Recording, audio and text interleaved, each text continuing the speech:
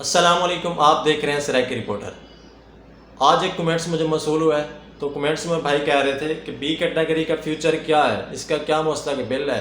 अगर B category पे हम खड़े हुए हैं, हमारे 3 साल हो गए, पेपर नहीं हो रहे, तो हम क्या करें।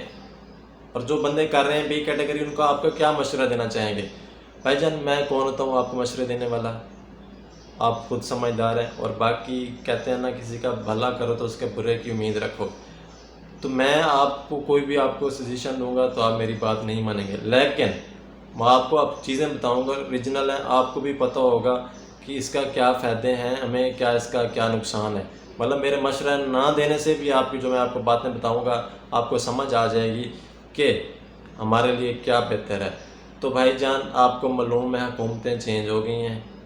हुकूमतें जब चेंज होती हैं तो मुल्की हालात पर काफ़ी सारा फ़र्क पड़ता है। जब मुल्की हालात पर फ़र्क पड़ता है तो स्कूलों कॉलेजों के अंदर भी फ़र्क पड़ जाता है, माहौल का, जलसों वगैरह का। आगे इलेक्शन भी हो रहे हैं, क्या पेपर इनके कब होंगे बी कैटेगरी के। पहले तो कोरोना आ गई थी, ठीक है, कोरोना की वजह से बच्चों के पेपर लेट हो गए थे। अब इसकी जो बी कैटेगरी बंदा कर रहा है, मैं हर वीडियो में यही कहता हूँ, उनका माइंड ये नहीं होना चाहिए कि मैं बी कैटेगरी से कमाऊँगा। वो बेटा आपको लग जाएंगे बी कैटेगरी के अंदर तकरीबन 4 साल। अगर 4 साल आप फ्री हैं, मतलब आपके पास 4 साल के अंदर कोई काम नहीं है, आप कहते हैं मैं डिग्री लेके काम करूँगा, आपका घर वाले अफोर्ड कर सकते हैं, आप हॉस्टल फीस अफोर्ड कर सकते हैं, तो आप बी कैटेगरी कंटिन्यू रखें।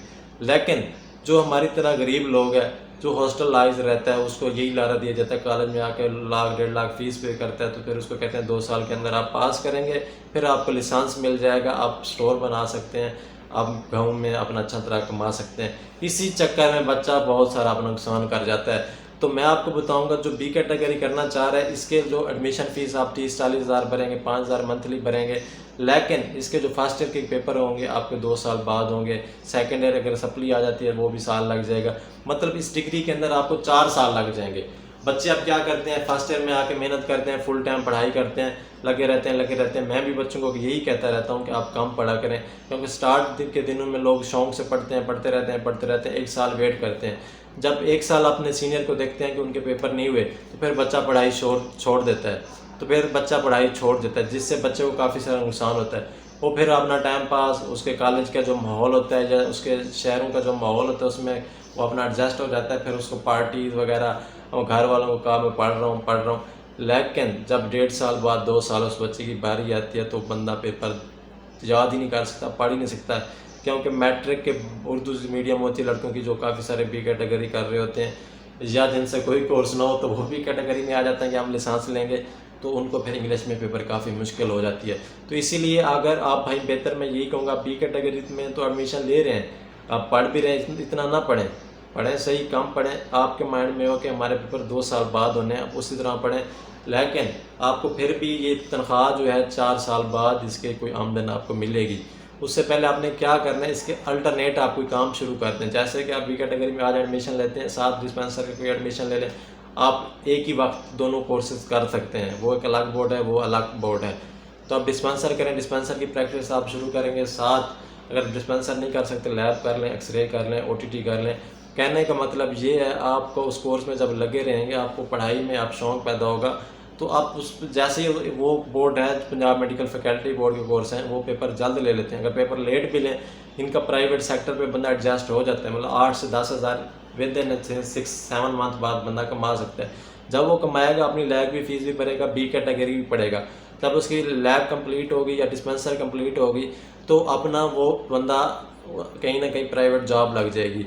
जब उसकी 10 से 15 हज़ार तनख्वाह होगी कम से कम, तो 10 से 15 हज़ार तनख्वाह से अपनी बी कैटेगरी का उसको पता चल जाएगा कैसे पेपर होंगे। फिर उसी तरह वो पढ़ेगा, उसके अंदर वैसे ही शौक़ बरकरार रखेगा। घर वाले भी कुछ नहीं कहेंगे, घर वाले भी उसको कुछ नहीं कहेंगे।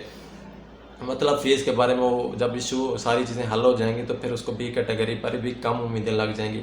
अब बच्चे 4-4, 5-5 साल बी कैटेगरी पर अपना फ्यूचर लगा देते हैं, फिर उसका कोई फ्यूचर नहीं मिलता, फिर वो छोड़ देते हैं, फिर गाँव में घास के काम या कुछ इस तरह मजदूरी में चले जाते हैं। तो इसलिए आपको चाहिए लैब में दाखिला लें, या OT में लें, या एक्सरे में लें, मतलब एक लिमिटेड इसी चीज़ पर न रहें आपको जो नुकसान हो। क्योंकि 2 साल या 1.5 साल घर वाले भी पूछते हैं कि भाईजान, आप हमारे से फ़ीसें जो ले रहे हैं, 5-5 हज़ार एडमिशन फ़ीस है, हॉस्टल फ़ीस है, बाकी जो फ़ीसें मतलब 10 से 12 हज़ार हर मंथली ले रहे हैं, आपके पेपर कब होंगे।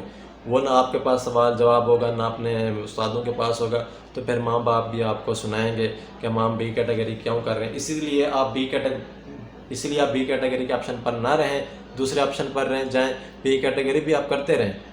اس کا فیوچر تب ہی بنے گا جب پاکستان کی کوئی انڈسٹریز وغیرہ کامیاب ہوں گی، پھر یہ ترتیب سے پیپر بھی لیں گے، سب کچھ لیں گے، لائسنس بھی دیں گے۔ ابھی آپ کا مائنڈ بی کیٹیگری پر نہیں ہونا چاہیے۔ یہ آپ کو میں بار بار کہہ رہا ہوں، آپ کو نقصان نہ ہو تو آپ پریکٹس پر جائیں، کسی دوسری جاب پر جائیں جس سے آپ کے پیسے ہوں۔ آپ بالکل جیسے بندہ ڈسپینسر کرتا ہے، کہتے ہیں میں ڈسپینسر ڈگری کر کے نوکری لگوں گا، تو وہ ایک اوریجنل چیز ہے۔ اب بی کیٹیگری کر اگر آپ کہتے ہیں کہ میں کورس کر کے یہ لائسنس بیچوں گا، اتنے پیسے لوں گا، پھر میں اپنا فیوچر بناؤں گا، تو وہ بھی ایک بے وقوفانہ عمل ہے۔ تو اس کو چاہیے آپ کسی اور جگہ پہ جائیں، کسی اور کوئی کورس کریں، بی کیٹیگری پر محدود نہ رہیں۔ تو میں بار بار آپ کو کہہ رہا ہوں، اس لیے لارج ویڈیو بنائیے، لمبی ویڈیو بنائیے آپ کو، تاکہ سمجھ آئے۔ تو یہ تھی آج کی ویڈیو۔ اگر آپ کو سمجھ آ چکی ہے تو آپ نے مجھے کمنٹس کرنا ہے اور بتانا ہے کہ ہمیں سمجھ آ گئی ہے۔ اور اس کے علاوہ اگر آپ کو کوئی اور سوال ہو بی کیٹیگری کے بارے، میں اس پر کافی ساری ویڈیو بنا چکا ہوں، میرے چینل پر آپ دیکھ سکتے ہیں۔ باقی بھی اگر میڈیکل فیلڈ کے ریلیٹڈ آپ کا کوئی بھی سوال ہے، آپ نے مجھے کمنٹس کرنا ہے۔ تو فی الحال کے لیے اتنا ہی۔ اللہ نگہبان، شکریہ۔ اور آپ کون سے شہروں سے ویڈیو دیکھ رہے ہیں، آپ نے مجھے اپنا نام اور سٹی کا نام لازمی بتانا ہے۔